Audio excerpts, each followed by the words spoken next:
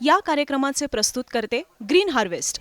Green harvest नैसर्गिक पेंडीयुक्त खत, nature केअरची युक्ती, रासायनिक खतांपासून मुक्ती. Green harvest. 6 जुलैला महाराष्ट्रात पावसाचा कहर झाला. अनेक ठिकाणी तुम्ही बातम्या वाचल्या असतील की जुलैतला सुरुवातीच्या काळातला हा सर्वात जास्त पाऊस आहे. पण नेमकं काय घडलं आणि लोक का काळजीत होते, तर अर्थातच मान्सून जो आहे तो उशिराने दाखल झालेला होता आणि म्हणूनच शेतकरी असतील, नागरिक असतील हे हैराण होते की या वेळेला खरंच मान्सून सरासरी इतका पडेल किंवा त्याच्यापेक्षा जास्त असेल, कमी असेल. त्यात हवामान खात्याने हा अंदाज वर्तवलेला होता की पाऊस सरासरीपेक्षा कमी असणार आहे. पण आता ही जी बातमी समोर आलेली आहे ती अशी आहे की जुलैतला पहिल्या आठवड्यातला हा सर्वात जास्त झालेला पाऊस आहे. आता या सगळ्यामध्ये आपल्याला डेटामधनं हे समजून घ्यायचं आहे की नक्की हे खरं आहे का. कारण अर्थात आपल्याला माहिती आहे की 2005 मध्ये मुंबई अक्षरशः वाहून गेली होती. पण या सगळ्यानंतर आता मुंबईतला हा खरंच सर्वात जास्त असलेला पाऊस झालेला पाऊस आहे का, हे आपल्याला या व्हिडिओतनं समजून घ्यायचंय. त्याच्यासाठी आपण ग्राफिक्स बघणार आहोत आणि त्यातनं नक्की हवामान खात्याची जी आकडेवारी आहे ती आपल्याला काय सांगते ते आपल्याला समजून घ्यायचंय. नमस्कार, मी देवयानी आणि तुम्ही बघताय मुंबई तक. आधी आपण बार ग्राफ वरती जाणार आहोत आणि त्याच्यामधनं समजून घेणार आहोत की आतापर्यंतचा डेटा आपल्याला काय सांगतो.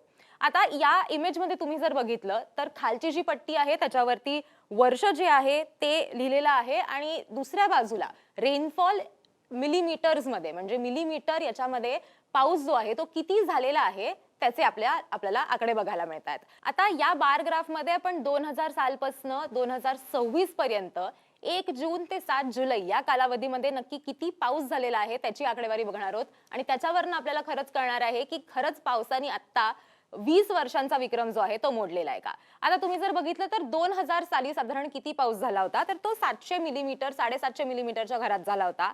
2001 मध्ये साधारण 626 मिलीमीटर इतका पाऊस झालेला होता. त्याच्यानंतर आपण जर 2002 चं बघितलं तर 450च्या घरात तो पाऊस होता. त्यानंतर 2003 ला आपण बघितलं तर 922 मिलीलीटर पाऊस जो आहे तो झालेला होता 1 जून ते 7 जुलै या कालावधीमध्ये. हे फक्त ह्या एका स्पेसिफिक पिरियडचे आकडे आहेत. त्याच्यानंतर आपण जर 2004 चं बघितलं तर 505 मिलीमीटर आहे. त्याच्यानंतर आपण 2006 मध्ये बघितलं ज्याचा विक्रम आता 2026 मध्ये साधारण 20 वर्षांनंतर मोडला गेलेला आहे असं म्हटलं जात आहे. तर 2006 चे आकडे आपण जर बघितले तर 1182 मिलीमीटर पाऊस जो आहे तो झालेला होता 2006 मध्ये आणि त्याचा विक्रम आता 2026 मध्ये मोडला गेलाय असं म्हटलं जात आहे. त्याच्या पुढे आपण जर बघितलं तर 2007 मध्ये साधारण 977 मिलीमीटर पाऊस जो आहे तो झालेला होता. 2008 मध्ये त्याच्यानंतर आपण बघितलं 2008 मध्ये 450 होता. 2009 मध्ये 550च्या घरात होता. 2010 मध्ये तुम्ही जर बघितलं तर पुन्हा एकदा 1000 मिलीमीटर पेक्षा जास्त पाऊस जो आहे तो झालेला होता. त्याच्यानंतर 2011 आपण जर बघितलं तर 2011 मध्ये सुद्धा 600च्या घरात होता. 2012 मध्ये पुन्हा एकदा 450च्या घरात होता. त्याच्यानंतर हळूहळू करत पुन्हा एकदा 2013 मध्ये आपण जर बघितलं तर 1000च्या घरात पुन्हा एकदा पाऊस जो आहे तो गेलेला होता. म्हणजे किती, तर 1125 मिलीमीटर पाऊस जो आहे तो झालेला होता साधारण या सगळ्या काळामध्ये. त्याच्यानंतर 13 आणि 14 आपण बघितलं तर पुन्हा एकदा 2014 मध्ये तर अतिशय कमी, म्हणजे 1 जून ते 7 जुलै मध्ये अतिशय कमी पाऊस झालेला होता आणि तो होता साधारण 293च्या घरामध्ये. आणि त्याच्यानंतर 2015 ला पुन्हा एकदा 1000च्या जवळपास पाऊस जो आहे तो 1000 मिलीमीटरच्या जवळपास पाऊस जो आहे तो झालेला होता आणि ती आकडेवारी आपल्याला याच्यामध्ये स्पेसिफिकली या अख्ख्या चार्ट मध्ये तुम्हाला बघायला मिळते. आता ही पहिली 15 वर्ष झाली. आता याच्या नंतरच्या 15 वर्षांमध्ये नक्की काय झालेलं होतं आणि किती पाऊस झालेला होता तेही आपल्याला पुढच्या स्लाइड मध्ये समजून घ्यायचंय. आता तुम्ही जर आता हे बघितलं तर 2016 पासून 2026 पर्यंतचा हा सगळा डेटा जो आहे तो आपल्याला बघायला मिळतोय. 2016 मध्ये आपण जर बघितलं तर साधारण 850च्या घरामध्ये मिलीमीटरचा पाऊस जो आहे तो या सगळ्यामध्ये झालेला होता. त्याच्यानंतर पुन्हा एकदा 1000चा आकडा जो आहे तो आपण गाठलेला होता, पण तरीही रेकॉर्ड ब्रेक जो आहे तो या सगळ्यामध्ये झालेला नव्हता. सो आता हा डेटा किती होता किंवा तो किती पाऊस झालेला होता, तर साधारण 2016 आणि 17चा आपण बघितलं तर 800 आणि साधारण 700च्या घरामध्ये आपल्याला हा पाऊस बघायला मिळतो. त्याच्यानंतर 2018 मध्ये आपण बघितलं तर 1100 इतका पाऊस जो आहे तो झालेला होता. 2019 मध्ये आपण बघितलं तर साधारण 950 मिलीमीटर इतका पाऊस होता. त्याच्यानंतर 2020 मध्ये आपण बघितलं तर पुन्हा एकदा 903 च्या घरामध्ये पाऊस होता. त्याच्यानंतर 21ची आपण आकडेवारी बघितली तर 814 मिलीमीटर पाऊस होता. त्याच्यानंतर 2022 बघितलं तर पुन्हा एकदा 950च्या घरात होता. 2023 मध्ये 750च्या घरात होता. त्याच्यानंतर 24ला पुन्हा एकदा पाऊस जो आहे तो या कालावधीमध्ये खूप कमी प्रमाणात आलेला होता. तो म्हणजे साधारण 550च्या रेंजमध्ये पाऊस होता.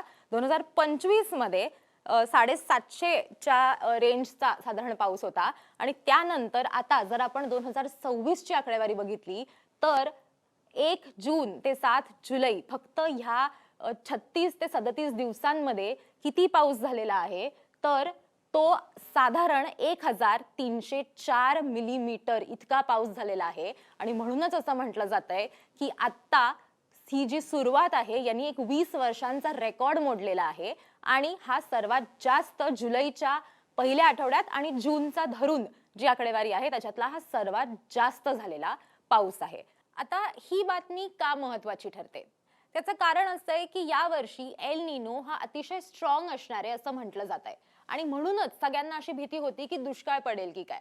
पण आत्ताची ही जी बातमी आहे जसं मी सुरुवातीलाही तुम्हाला सांगितलं की ही आकडेवारी ही 1 जून ते 7 जुलै या कालावधीतली आहे. आणि म्हणूनच आपल्याला हे लक्षात घेणं गरजेचं आहे की अजूनही मान्सूनचे 3 ते 4 महिने बाकी आहेत. साधारण सप्टेंबर शेवटीपर्यंत मान्सून जो आहे तो असतो असं गृहीत धरलं जातं. आणि तसं जर असेल तर ऑगस्ट आणि सप्टेंबर मध्ये एल निनोचा सर्वात जास्त परिणाम हा आपल्याला बघायला मिळणार आहे असं याच्यामध्ये म्हटलं जातंय. त्याच्यामुळे जुलैची सुरुवात जरी खूप चांगली झालेली असली तरीही ऑगस्ट आणि सप्टेंबर मध्ये अर्थात हे चित्र जे आहे ते बदलू शकतं. आता आपण ही जी आकडेवारी बघतोय ही घेतलेली होती IMDचा जो ग्रिड डेटा असतो त्यातनं. आता ग्रिड डेटा म्हणजे काय तर बेसिकली 25 किलोमीटरचा जो रेडियस असतो 25 किलोमीटरचा जो एरिया असतो त्या एरियामध्ये एक वेदर स्टेशन असतं. म्हणजे हवामान जिकडनं बघितलं जातं जिकडे सगळी नोंद जी आहे ती केली जाते ते वेदर स्टेशन असतं. आणि 25 ते 25 किलोमीटरचा सगळा डेटा जो आहे तो एकत्र केला जातो आणि त्यानंतर ही आकडेवारी जी आहे ती दिली जाते. आता हा मुंबईचा ग्रिड डेटा होता.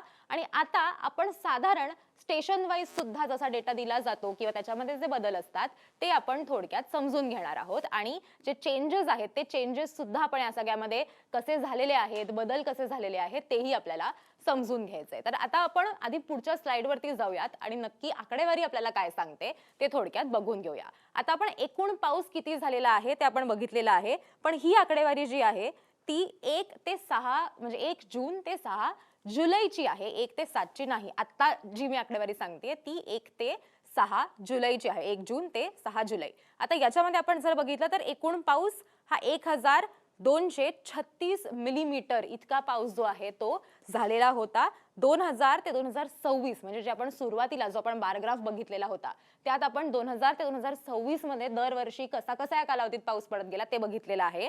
आणि त्याच्यामध्ये हे वर्ष नंबर 1 वरती आलेलं आहे. आता 2 जुलै ते 6 जुलै या स्पेसिफिक 5 दिवसांचा अंदाज जर आपल्याला बघायचा असेल तर या 5 दिवसांमध्ये किती पाऊस झालाय बघा.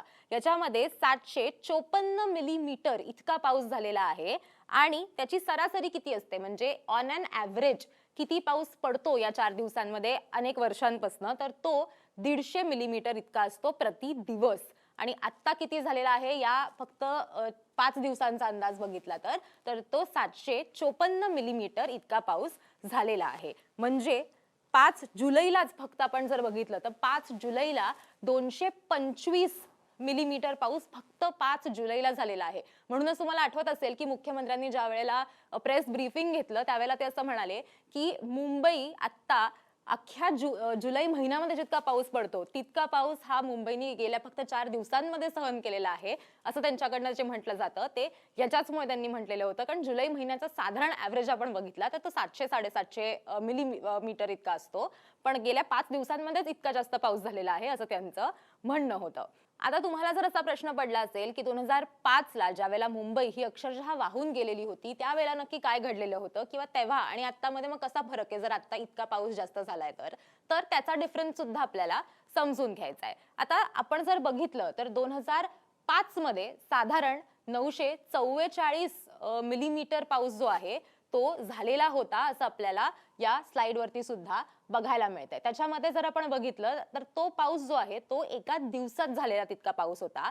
तेच आपण जर आता 2026चा अंदाज घ्यायचा झाला तर 2026 मध्ये साधारण 1236 मिलीमीटर पाऊस जसं मी म्हणाले तसा झालेला आहे आणि त्याचबरोबर 1 जून ते 6 जुलै ह्या 36 दिवसांमध्ये तो झालेला पाऊस आहे. म्हणजे ज्यावेळेला 2005 मध्ये पाऊस झाला त्यावेळेला मुंबई का तुंबली त्याची अर्थात अनेक कारण आपल्याला माहिती आहेत की मिठी नदी जी आहे तिथे सुद्धा स्वच्छता झालेली नव्हती, त्याच्यामुळे पाण्याला वाहण्यासाठी प्रवाह मिळत नव्हता आणि त्याचबरोबर आणि एक अत्यंत जास्त तीव्रतेचं कमी दाबाचं क्षेत्र जे आहे ते तयार झालेलं होतं. त्याचबरोबर हाय टाईड जी आहे ती सुद्धा होती आणि म्हणूनच 2005 साली आपल्याला बघायला मिळालं की मुंबई अक्षरशः वाहून गेलेली होती.